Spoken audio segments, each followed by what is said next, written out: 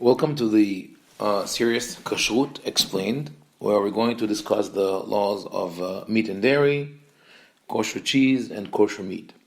So, this whole series on the origins and practices of the separation of meat and dairy could have started with ranting. There are so many insane things happening in the kashrut industry, in private homes, in an educational institution, that I should be complaining here that no one studies halakha anymore.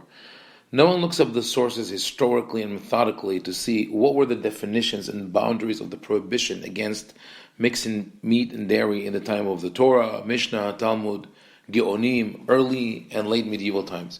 I could have pointed out that as a result of this neglect to learn the sources, we have a wide array of laws and practices which could best be described as illogical or anti-constitutional. I should have been pulling my hair in frustration with the tricolor system for dairy, parve, and meat, which now includes potholders, oven mitts, and aprons. It is only a matter of time before we get tricolor toothpicks and cleaning maids. Who knows, maybe the tricolor pasta should be banned altogether, since it mixes colors which represent meat, dairy, and parve. I could have told you how upset I was when the schools I taught at, or the ones my kids attended, would not sell dairy dessert in the kiosks or dining rooms on meat days, even though many students were vegetarian or brought their own meals. And how upsetting is the mere idea of meat days and dairy days. What is the administration afraid of? That Joey will try his friend's cream cheese sandwich after having his own cold cuts one? Wouldn't it be better to educate children as to what they can and cannot share, just as we do with milder allergies or gluten-free diet?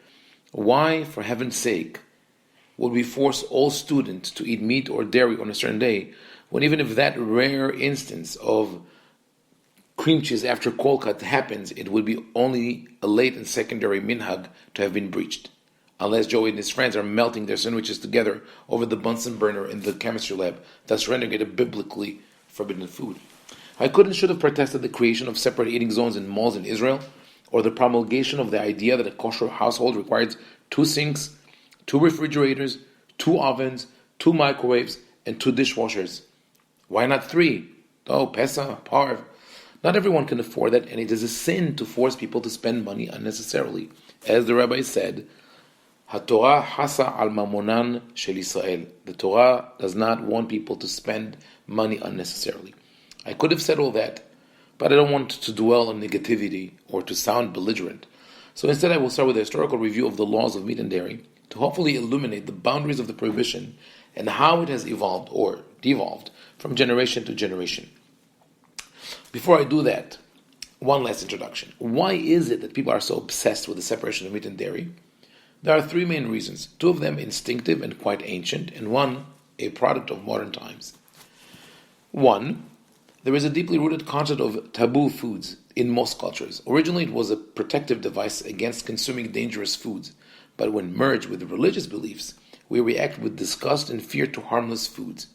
Food-related taboos are among the most powerful taboos because they deal with things we put into our body, so that breaching the taboo creates a sense of violation, invasion of privacy, and contamination. Second, the fear of transgression is greater when the foods are forbidden, only other circumstances, but otherwise edible. The 2 most salient examples in Jewish law are hametz, which is allowed year-round, but forbidden on Pesach, and meat and dairy, which are allowed separately but forbidden when combined. We can analogize that to fugu, the Japanese dish prepared from puffer fish. The fish is lethally poisonous, but certain parts are considered a delicacy. And only certified chefs trained for 3 or more years are allowed by law to prepare the dish. There were cases of accidental death, if you're wondering. For the observant person, indoctrinated from youth, the meat-dairy dichotomy is an ongoing nightmare of trying to eat puffer fish. If you prepare and eat it per the strict law, it is delicious. But if not, it's a death sentence. And number 3, the kashrut conglomerates have turned the fears and taboos into a tremendously successful money-making machine. Everything is marketable and profitable: silly kitchen utensils, appliances, supervision, and more. So the question is, how did we get from there to here? And with that, we'll have a chronological review of the laws of separation of meat and dairy. In the Torah, the prohibition is mentioned with 5 words: Lo tevashel gedi b'halev imo. You shall not cook a kid, meaning a young goat, in its mother's milk. These words are repeated 3 times in the Torah, in Exodus 23:19 and 34:26, and in Deuteronomy 14:21. The 2 mentions in Exodus are a part of a larger, almost identical text, which speaks of the pilgrimage holidays.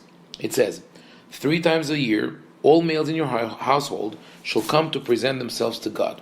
Do not slaughter a sacrifice with hametz, and do not let the meat of the Pesach stay until the morning. Bring your first fruits to the house of God. Do not cook a kid in its mother's milk. In Deuteronomy, the context is a little different, but the theme of pilgrimage is still mentioned. The Torah first lists non-kosher animals, then speaks of a nevela, which literally means a dead animal, but according to oral tradition means an animal whose slaughtering process was flawed. The next item in the verse is cooking a kid in its mother's milk, and then the Torah moves on to speak of tithes and how one should eat those tithes, those 10% of the crops in Jerusalem. The wording of the prohibition and its context have presented many problems to Torah commentators and authors who set out to list and explain the mitzvot. Here are some of them. 1. What is the connection between the prohibition and pilgrimage? 2. Why is it phrased as limited to a kid in its mother's milk and not to all animals? 3. Why is the prohibition of eating not mentioned? It only says lo tevashel, do not cook. 4. The Torah always states a prohibition and a consequence.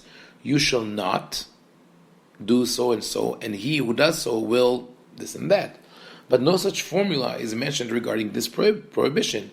It doesn't say, if you cook, then this will happen. 5. Why is the prohibition repeated 3 times, apparently with no additional information? Since the focus of this article is halacha, I will deal only with the third problem. Where is the prohibition of eating? The famous answer to this question also addresses the problem of redundancy. The Torah mentions the prohibition 3 times to teach us that there are 3 separate prohibitions. This is according to oral law in the Talmud. 1, that one is not allowed to cook meat with milk, even with the intention to throw it away, meaning just the act of cooking itself is forbidden. 2, one is not allowed to eat meat which was cooked with milk. Once it's cooked, one cannot eat it. 3, one is not allowed to derive benefit from such food, meaning selling it, giving it, or feeding it to his dogs. So many Orthodox Jews who recite this answer as an axiom when questioned about the origin of the prohibition of the Torah believe that it is a text-based interpretation and that it is the opinion of all Mishnaic and Talmudic rabbis. But the truth is not so simple, as we shall see in our discussion of Mishnaic and Talmudic sources. If we look at the Midrash Halacha, which is the first layer of rabbinic literature which approaches the biblical text, in the Halachic Midrash in Exodus we find 8 different opinions regarding the triple repetition of the prohibition. And the one mentioned above is listed as the 7th of the 8th. The text of the Midrash is as follows. It's in Mechilta de Rabbi Ishmael Mishpatim Masechta de Chaspa Parasha Kaf. Lo tevashel gedi b'halev imo. You shall not cook a kid in its mother's milk. Why is it repeated in 3 places? 1, it corresponds to the 3 covenants that God made with Israel. This one is just symbolic. There's no different prohibition derived from the 3 different mentions.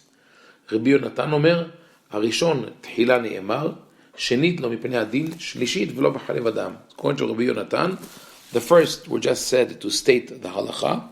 The second was stated to say that there will be a punishment. The third was said to exclude human milk. Number 3, Rabbi Yoshia says 1 refers to the meat of domestic animals, 1 to the meat of wild animals, and 1 for birds. Number 4, Abba Hanan says 1 for cattle, 1 for goats, 1 for sheep.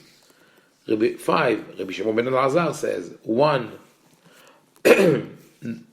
for cattle, 1 for sheep, 1 for wild animals.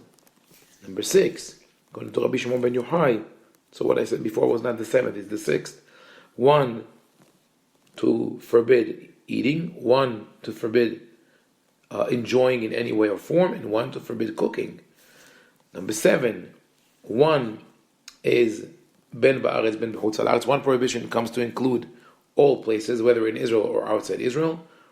One b'fnei habayit, one shelo b'fnei habayit, and one verse was mentioned to say that it is forbidden at the time of the temple. One pasuk was mentioned to say that it is forbidden after the destruction of the temple, or when in between the two temples. Number 8, Rabbi Akiva Omer, Prat lechaya, Prat lebehema, Prat le'of.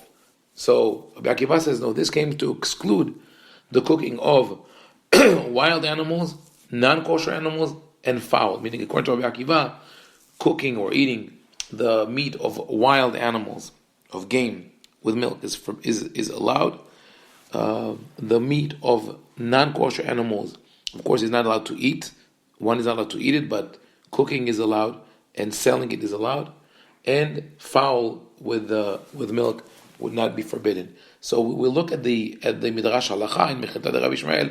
We find that there are 8 different interpretation of why we have 3 verses that repeat the prohibition.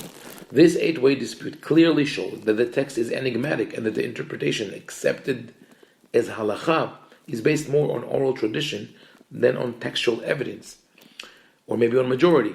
This is not to say that it has a lesser status, since we are commanded to adhere to the oral tradition as well, but rather to point out that there could be a discussion as to how comprehensive was the original tradition, as we see in future classes. In the following one, we're going to talk about the Mishnah and later sources. This is all for today.